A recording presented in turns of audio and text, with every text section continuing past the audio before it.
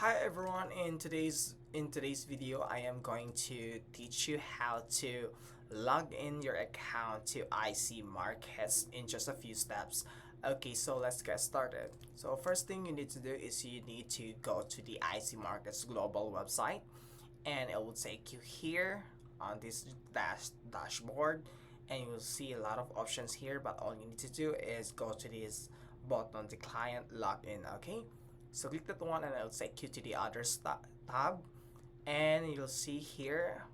Okay, all you need to do is to fill in this blank. Okay, your email, and you have to put your password here. Okay, and just hit the enter. Okay,